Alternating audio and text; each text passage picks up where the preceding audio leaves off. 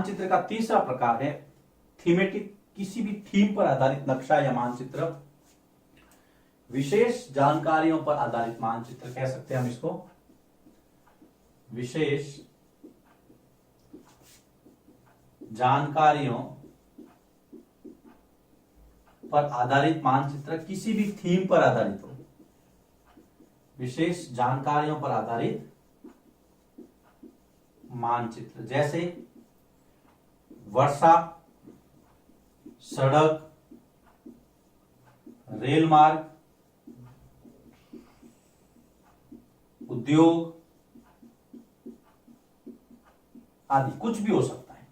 हम लोग अलग अलग प्रकार के मानचित्र पढ़ते हैं। चित्र में भी आपने देखा उद्योग वाले मानचित्र हो सकते हैं, रेल मार्ग बोले, सड़क मार्ग, कोई ना कोई विशेष थीम होगा। भारत में वर्षा का वितरण कैसा है, उस पर मानचित्र हो सकता है।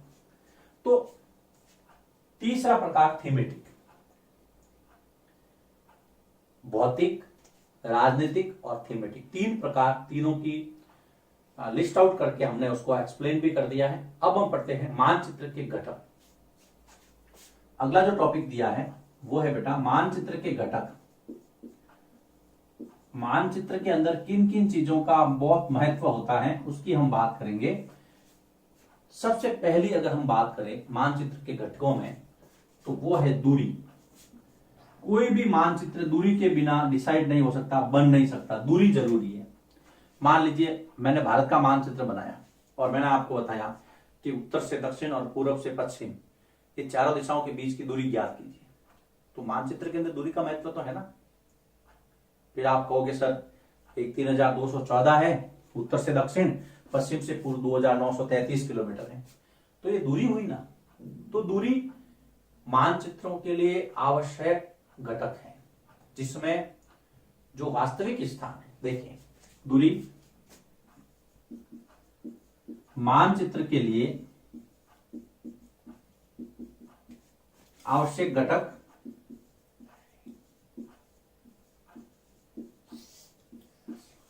इसके अंदर क्या होता है, वास्तविक स्थान जिसमें जो वास्तविक दूरी है, जिसमें वास्तविक दूरी और मानचित्र की दूरी में आनुपातिक संबंध होता है। जिसमें वास्तविक दूरी के साथ आनुपातिक संबंध होता है, अनुपात में। वो कैसे होता है, वो मैं पैमाना, हमने एक शब्द जिक्र किया था, वो अभी हम समझते हैं। पहले इसको देख लीजिए, दूरी कैसे। मान लीजिए ये भारत का मानचित्र है ना। ड्राइंग मेरी ज्यादा अच्छी नहीं है, ऐसे ही कच्चा मानचित्र बनाया मैंने। ये इंडिया का मैप है। अब मैंने कहा भाई यहां उत्तर से लगा करके दक्षिण की जो दूरी है वो ज्ञात करो। आपने कहा सर 3214 किलोमीटर है। मैंने कहा बिल्कुल सही बात है। फिर मैंने कहा इधर से इधर, गुजरात से अरुणाचल तक, तो आपने कहा सर 2933 किलोमीटर है। अब ये दूरी है। अब मैंने यहां पे मानचित्र बनाया, ये कच्चा मानचित्र है, पैमाना नहीं है इसके अंदर, लेकिन फिर भी ये मानचित्र तो है कच्चा समझाने के लिए। अब यहां से लगा करके यहां की दूरी तो 3214 किलोमीटर नहीं है, ये तो 1 फुट के बराबर है। लेकिन आपने समझ लिया कि अच्छा वहां से यहां तक जाएंगे तो 3214 किलोमीटर की दूरी हमें तय करनी। यह अनुपातिक समानता है और इसका पैमाना लिया जाता है। अब पैमाना कैसे लिया जाता है, देखिए दूरी में ही मैं बता रहा हूं। दूरी हेतु, दूरी के लिए, दूरी डिस्टेंस के लिए याद रखना पैमाने, स्केल का प्रयोग किया जाता है। अब पैमाने की बात आती है। दूरी हेतु पैमाने का प्रयोग होता है या प्रयोग किया जाता है। देखिए बहुत महत्वपूर्ण चीज है, अगर आपने इसको समझ लिया तो जीवन भर ये आपके काम आएगी, कहीं भी आप डिस्टर्ब नहीं होंगे। पैमाने के लिए जिसमें वास्तविक दूरी को छोटा करके बताया जाता है। पैमाने में इसमें वास्तविक दूरी को छोटा कर बताया जाता है। जैसे 1 सेमी बराबर 5 किलोमीटर। मान लीजिए ये तो भारत का नक्शा, ये मान लीजिए मैं अपने इस तरह से मैंने घर का नक्शा बनाया, मेरा घर यहां पर है और ये मुझे एक कुएं पर जाना है, ये कुएं का निशान है, आगे हम समझेंगे। मेरे घर से कुएं की जो दूरी है वो है मान लीजिए कि 5 किलोमीटर, लेकिन मुझे इसको पेपर पे दर्शाना है, तो मैं यहां पर पैमाना लूंगा। मान लीजिए मैंने यहां से लगा करके यहां तक ये जो दूरी है वो मैंने रखी 5 सेंटीमीटर की। कितनी रखी बेटा? 5 सेंटीमीटर। तो मैं यहां पे पैमाना क्या लिखूंगा? पैमाना बराबर 5 सेमी या सेंटीमीटर बराबर 5 किलोमीटर, ये होता है पैमाना। अब इसमें आनुपातिक रूप से इसमें संबंध है, क्या है कि 5 सेंटीमीटर को आप 5 किलोमीटर मानो, फिर इस पूरे मैप में आपको 5-5 सेंटीमीटर पे 5-5 किलोमीटर का डिस्टेंस रख के उसको मैप बनाना पड़ेगा। ये पैमाना, इसमें वास्तविक दूरी को मैंने छोटा कर दिया। वास्तविक दूरी कितनी थी? 5 किलोमीटर थी, लेकिन मैंने कितना कर दिया? 5 सेंटीमीटर में इसको ले आया, छोटा किया। ये होता है पैमाना। और इन मानचित्रों को जब हम करते हैं, जैसे ये भारत का नक्शा बहुत बड़ा है, दूरी ज्यादा है, तो ये जो है ना इस तरह का, जब दूरी ज्यादा हो और पैमाना कम लो तो छोटे पैमाने वाला मानचित्र, इसको हम कहते हैं छोटे पैमाने वाला मानचित्र। लेकिन यदि आपको अपने खेत का नक्शा बनाना है,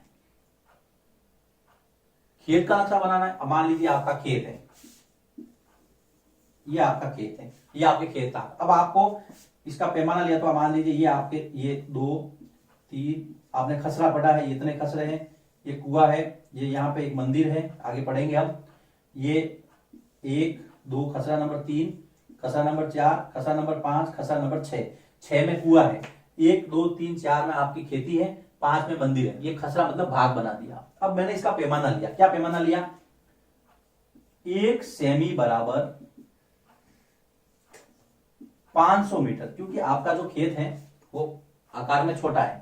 ये तो भारत का नक्शा तो बहुत बड़ा है, लेकिन खेत तो छोटा ही है, लेकिन इसमें मैंने 1 सेंटीमीटर को कितना 500 मीटर माना, तो यहां पर मैंने जगह बहुत बड़ी ली है। तो बड़े पैमाने वाला मानचित्र हम इसको कहेंगे जब आप छोटी जगह को बड़ा बताते हैं। छोटा क्षेत्रफल वाला कोई भी भाग है उसको बड़ा बताने के लिए जब हम पैमाना लेते हैं तो उसको हम कहेंगे बड़े पैमाने वाले। इसमें देखिए छोटे क्षेत्रफल वाले भाग को बड़ा दिखाया जाता है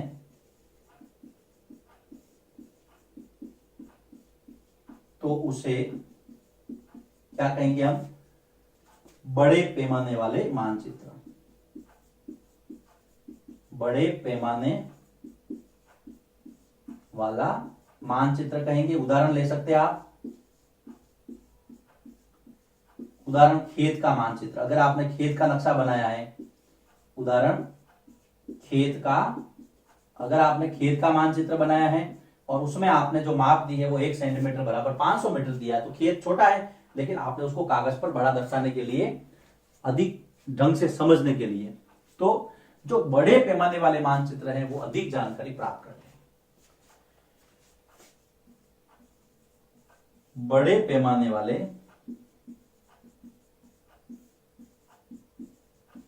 मानचित्र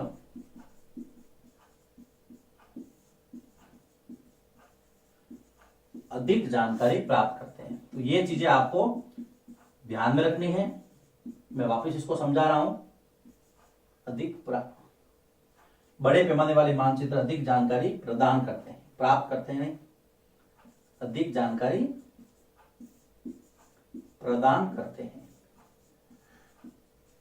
अब देखो वापस समझते हैं इसको। आप टेंशन मत लीजिए, मुझे लग रहा है कि आपको थोड़ा सा कंफ्यूजन हो रहा है। सबसे पहले थीमेटिक तो आपने देख लिया, जो विशेष जानकारी पे आधारित होते हैं, जैसे वर्षा वाले, सड़क वाले, रेल मार्ग वाले, उद्योग वाले आदि बहुत सारी चीजें हो सकती है इसके अंदर। अब मानचित्रों के घटक की हम बात करते हैं। अगला टॉपिक, सबसे पहले दूरी। मानचित्र के लिए आवश्यक घटक है जिसमें वास्तविक दूरी के साथ में आनुपातिक संबंध होता है। आनुपातिक संबंध, अनुपात, रेशो आप गणित में पढ़ते हैं।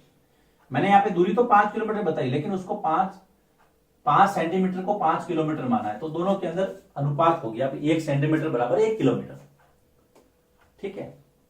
अब दूरी के लिए आप हमेशा स्केल, पैमाने का उपयोग करेंगे।